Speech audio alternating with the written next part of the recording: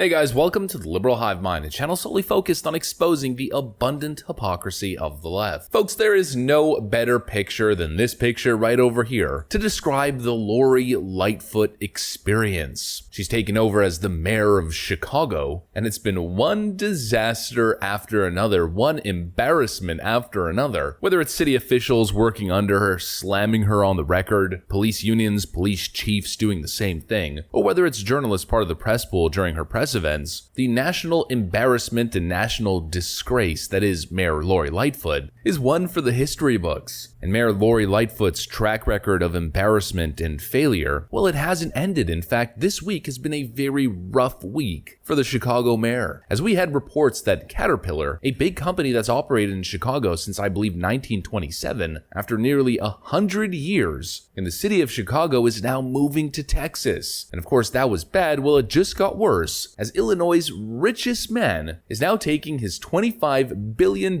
fortune and his massive investment firm to Miami and leaving Chicago, citing out-of-control high crime rate. Another massive L for woke politics in woke Democrat cities, as more and more companies leave California, leave New York, and leave Chicago for the beautiful states of Texas and Florida. Let me show you what's going on. We got some stuff to get into, so let's roll the tape. All right, friends, take a look at this. Report: Caterpillar moving headquarters from Chicago to Texas. Caterpillar is the latest big company moving its headquarters from crime-ridden Chicago to greener pastures in Texas. The company has had some of its operations in Texas for many years, but now it will become their base. It's Illinois' loss, but Texas's gain. Blue states are running out the geese that lay golden eggs. MarketWatch reports that Caterpillar Inc. said Tuesday will move its global headquarters from Illinois to an existing divisional office in Irving, Texas, in the Dallas-Fort Worth area, in another blow to metropolitan Chicago, which last month lost Boeing Corporation headquarters. The move is, quote, in the best strategic interest of the company, Chief Executive Jim Umpleby said in a statement. The heavy machinery maker has had a presence in Texas since the 1960s, it said. Even with the move, Illinois has the largest concentration of Caterpillar CAD,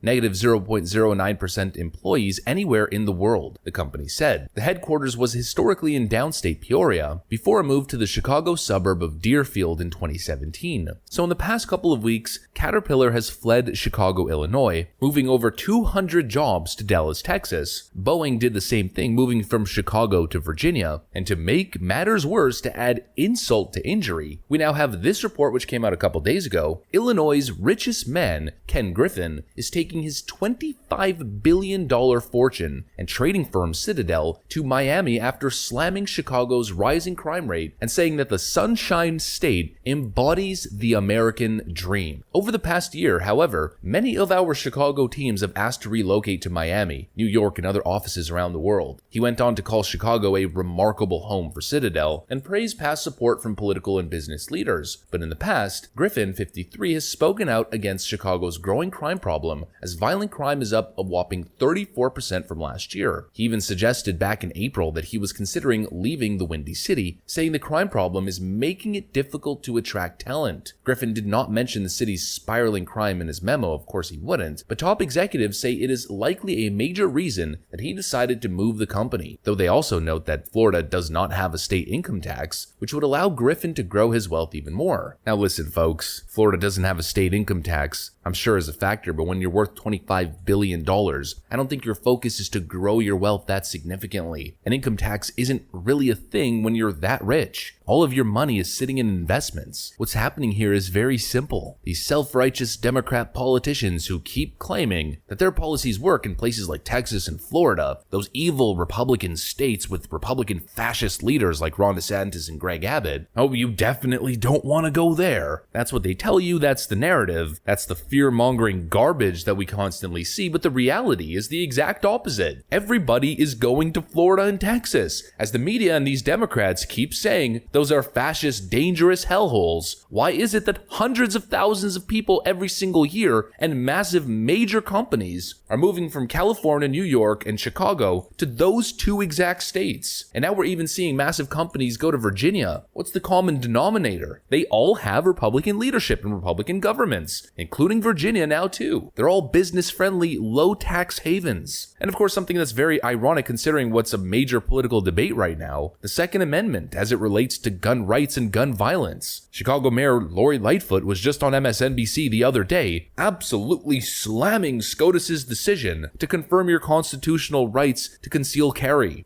It's devastating. I mean, it's just fundamentally devastating. And increasingly what we're seeing is not quote unquote gang related. The proliferation of illegal guns is a challenge of our time. And we have got to rise up as a country and recognize the devastating lifelong impact that it has on victims. And I'm glad you asked the questions because I think too many times in these conversations, the victims and survivors are a second thought. Not in my city. They have bonded together, the grace that they show and purpose over pain that they engage in is incredible. How dare they? Unacceptable, Lori Lightfoot said. But of course, the irony is that Florida and Texas, that have much less restrictive laws than Illinois does, have lower homicide rates, as you guys can see right over here. The numbers don't lie. It's funny how these Democrat states that are all pushing for more gun control on legal, law-abiding citizens are fighting to take away people's constitutional rights to carry an arm, are the same states that have major corporations and hundreds, if not thousands of jobs leaving because of gun crime and crime in general. Yet again, another example of failed liberal policies. The higher taxes, more regulation, more government involvement in gun control and defunding the police. How all of these liberal policies that these liberal politicians tell you we're going to create a utopic society, well, the exact opposite occurs. And it's going to get worse and worse and worse now as jobs start to flee. All you anti-capitalist, far lefties always keep saying the same damn thing. In the most wealthy country on earth, America's the most wealthy country, and with all this money, we should have all of these social programs and everything free and paid for. Well, all your policies do is drive out business and destroy profits, and so pretty soon you won't be able to afford anything as all of these jobs continue to flee your states. And all the free market capitalist states, and most importantly the free states, well, they're all seeing economic booms, the lowest levels of unemployment and job growth, with one after another massive companies moving their headquarters there, as well as major companies even moving their manufacturing there. It's the unintended consequence of naive liberal policy, another aspect of left-wingers shooting themselves in the foot. I mean, it's all they ever do. Democrat politicians making their states less desirable, chasing away major corporations and job creators, and of course major tax contributors, as they become less business-friendly, less free, and more crime-ridden. Ken Griffin said it himself. Florida, the Sunshine State, embodies the American dream. Meanwhile, the Windy City, Chicago, he can't even convince people to move to Chicago to go work for him. No wonder. Gun restrictive and gun control Chicago, with their 20, 30, 40, sometimes 100 shootings on a single weekend. What a surprise that people don't want to live there. Woke Democrat cities continue to crumble, and woke Democrat voters continue to vote Democrat. It's frankly a stunning phenomenon. That's what I got for you guys though. Thanks for watching, and I'll see you on the next one.